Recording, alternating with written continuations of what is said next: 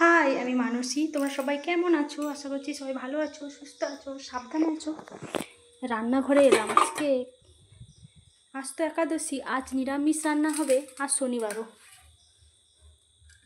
আর মাও বাড়িতে নেই।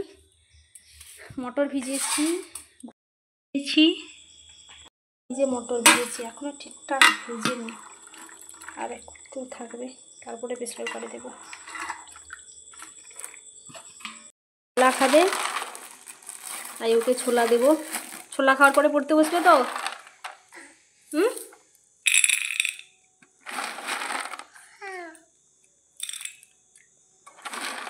নিচ থেকে পড়লে খাবে না।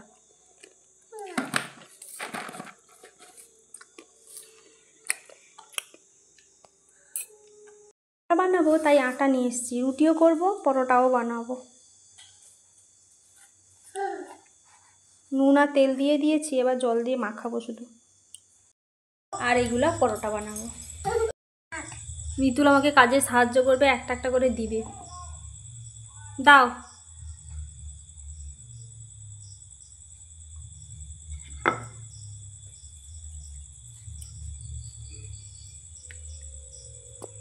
এবার ভাজবো, আর আগে রুটি করে নিই, তারপরে পরোটা করব। হ্যাঁ বলো।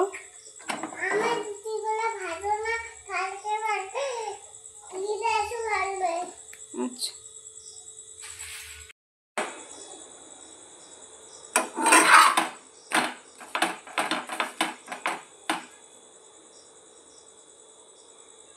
পরোটাগুলো ভাজছি, রুটি ভেজে নিয়েছি।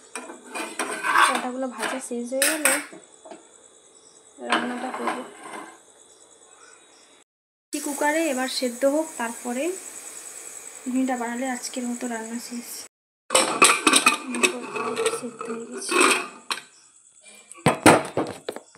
কীভাবে রান্না করি সেটাই দেখাবো আজকে ঘুগনি।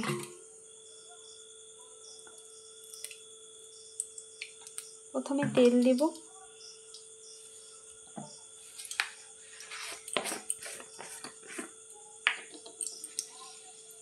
অনেকের আবার প্রশ্ন আছে এই কড়াটা কালো কেন। আসলে এটা উনানে রান্না করি তো এই কড়াটা, এই জন্য ওরকম কালো হয়ে গেছে, কিন্তু কোনো নোংরা নেই, পরিষ্কার। ওই যে সাদা জিরে দিল, একটুখানেই দিলাম। তারপরেই আমি দিয়ে দেবো টমেটো।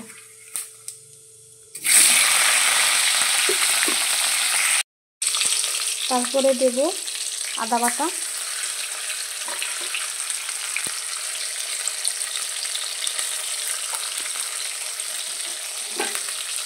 টমেটোটা আগে দিয়ে আটাটা পরে দিলে কত চচ্চড় ভাতটা আর হয় না আর কি।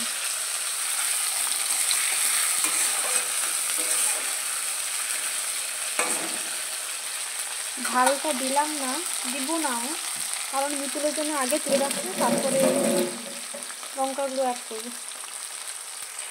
গরম সস দিয়েছি, এই দেখো কালারটা কি সুন্দর এসছে।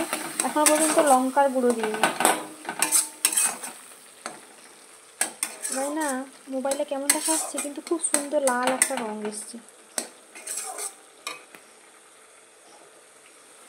তারপর মটরগুলো দিয়ে দেবো।